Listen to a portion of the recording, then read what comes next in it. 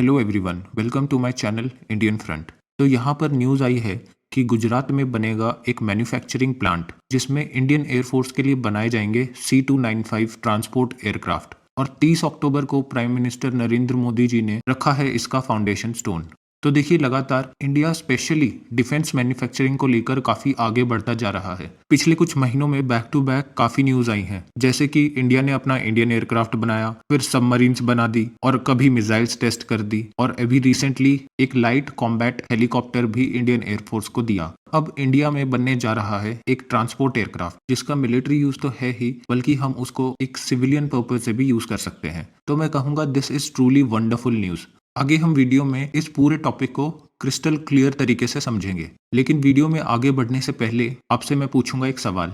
हाल ही में इंडिया के किस स्टेट को बेस्ट एडवेंचर टूरिज्म का और ऑलराउंड डेवलपमेंट ऑफ टूरिज्म का अवार्ड मिला है? आपके ऑप्शंस हैं केरला, गोवा, उत्तराखंड या फिर हिमाचल प्रदेश। इसका राइट आंसर आप कमेंट सेक्शन में बताएं और हम राइट आंसर जानेंगे वीडियो के एंड में। तो देखिए, यहाँ हुआ क्या है कि यूरोपियन एविएशन कंपनी एयरबस ने इंडियन कंपनी टाटा के साथ कोलैबोरेशन करके डिसाइड किया है कि गुजरात के वडोदरा में एक एयरक्राफ्ट मैन्युफैक्चरिंग फैसिलिटी सेटअप करके इंडियन एयरफोर्स के लिए 40 एयरक्राफ्ट बनाएंगे। इसकी खास बात यह है कि ये एयरक्राफ्ट C295 पहली बार यूरोप के बाहर बनेगा, और दूसरा, इंडिया में पहली बार एक मिलिट्री एयरक्राफ्ट को एक इंडियन प्राइवेट कंपनी बनाएगी, क्योंकि पहले सारे एयरक्राफ्ट्स या फाइटर जेट्स इंडिया की सरकारी कंपनी HAL ने बनाए थे। अगर हम एयरबस के साथ हुई इस डील को देखें तो 2021 में इंडिया ने 21,000 करोड़ की डील एयरबस के साथ साइन की थी, और इस डील में एयरबस और टाटा को बनाने हैं टोटल 56 C295 ट्रांसपोर्ट एयरक्राफ्ट, जो कि रिप्लेस करेंगे एवरो 748 प्लेन्स को, जैसा कि आप इन इमेजेस में देख सकते हो।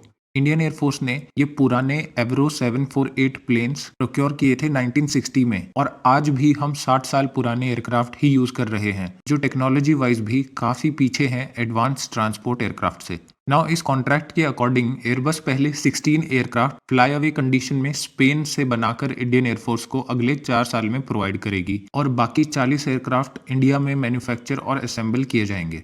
पहला मेड इन इंडिया एयरक्राफ्ट 2026 के सितंबर महीने में बनाकर तैयार हो जाएगा। अब आप पूछोगे कि इस न्यू एयरक्राफ्ट में ऐसा कौन से नए फीचर्स हैं जिसकी वजह से हमने इसी एयरक्राफ्ट को मैन्युफैक्चर करने के लिए डिसाइड किया है। तो इस एयरक्राफ्ट में काफी एडवांस्ड फीचर्स हैं। फॉर एग्जांपल, इसकी फ्यूल कैरिंग कैपेसिटी काफी ज्यादा है, और साथ ही ये फ्यूल एफिशिएंट भी है, जिसकी वजह से इसका फ्लाइंग रेडियस पुराने एयरक्राफ्ट से ज्यादा है, और इसकी जो वेट कैरिंग कैपेसिटी है वो है अराउंड 5 to 10 टन्स की।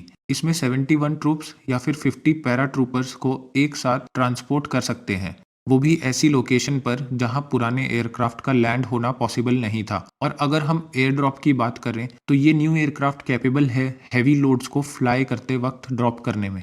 साथ ही अगर कोई सोल्जर या फिर सिविलियन इंजर्ड हो जाता है किसी नेचुरल डिजास्टर की वजह से, तो उनको इवैक्यूएट करने में भी हम इस एयरक्राफ्ट का यूज कर सकते हैं। C295 एयरक्राफ्ट की सबसे खास बात यह है कि इसको हम एडवांस लैंडिंग ग्राउंड्स या फिर अनप्रिपेयर्ड रनवे पर भी इजीली लैंड करा सकते हैं। एडवांस लैंडिंग ग्राउंड का मतलब है एक टेम्परेरी लैंडिंग रनवे जिसको किसी हैवी कारपेट से बनाया गया हो, जैसा कि आप इस इमेज में देख सकते हैं। ऐसे रनवे मोस्टली वर्ल्ड वॉर 2 के टाइम यूनाइटेड किंगडम में बनाए गए थे, जब United states of America Germany की बॉम्बिंग कर रहा था। तो रिफ्यूलिंग के लिए प्लेन्स को ऐसे एडवांस लैंडिंग ग्राउंड पर लैंड किया जाता था, लेकिन वो प्लेन्स साइज में काफी छोटे होते थे। नाउ सबसे बड़ी बात तो ये है कि ये सारे के सारे 56 एयरक्राफ्ट में फिट किए जाएंगे इंडिया में बने इलेक्ट्रॉनिक वॉरफेयर सूट, जो कि भारत इलेक्ट्रॉनिक्स लिमिटेड और भारत डायनेमिक्स लिमिटेड ने मिलकर बनाए हैं। ये इलेक्ट्रॉनिक वॉरफेयर सूट इस प्लेन को हेल्प कर सकते हैं दूसरे प्लेन्स के रेडार्स को फ्रीज करने में, जिससे कि इस एयरक्राफ्ट को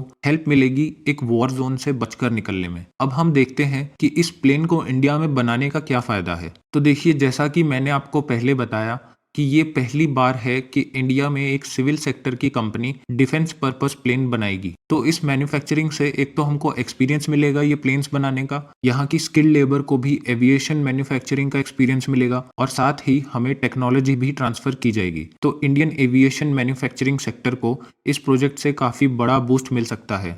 और एविएशन की मार्केट बहुत बड़ी है। 2021 में सिर्फ पैसेंजर प्लेन्स की टोटल वैल्यू थी अराउंड 413 बिलियन यूएस डॉलर्स की। लेकिन इस मार्केट में मैन्युफैक्चरर्स बहुत ही लिमिटेड हैं, जैसे कि एयरबस, बोइंग और एक छोटी सी कंपनी है चाइना की। तो अगर हम इस पर्टिकुलर मार्केट में उतर जाएं तो इंडिया आने वाले टाइम में काफी बड़ा एक्सपोर्टर बन सकता है ऐसे ह्यूज ट्रांसपोर्ट एयरप्लेन्स का। नाउ जब इतना बड़ा प्रोजेक्ट इंडिया में आएगा तो साथ ही एम्प्लॉयमेंट भी क्रिएट होंगी। इसमें बताया जा रहा है कि अराउंड 125 एमएसएमईज कंपनियां भी कंट्रीब्यूट करेंगी, जिसकी वजह से 3000 तो इनडायरेक्ट जॉब्स क्रिएट होंगी और 3000 डायरेक्ट जॉब्स मिलेंगी। इंडिया के 240 इंजीनियर्स को स्पेशली ट्रेन किया जाएगा स्पेन की एयरबस फैसिलिटी में, जो कि वापस इंडिया में आकर इस प्रोजेक्ट पर काम करेंगे। तो यहाँ करते हैं हम इस वीडियो का एंड, लेकिन जाने से पहले हम इस क्वेश्चन का राइट आंसर जान लेते हैं। तो इस क्वेश्चन का राइट आंसर है ऑप्शन सी, उत्तराखंड। उत्तराखंड को 2 कैटेगरीज में ये प्राइज मिला है। एक तो है बेस्ट एडवेंचर टूरिज्म डेस्टिनेशन और दूसरा है all round development of tourism, और ये प्राइज मिले हैं मिनिस्ट्री ऑफ टूरिज्म से। तो दोस्तों, अगर आपको वीडियो पसंद आया हो तो please like, subscribe, share and comment. Thank you.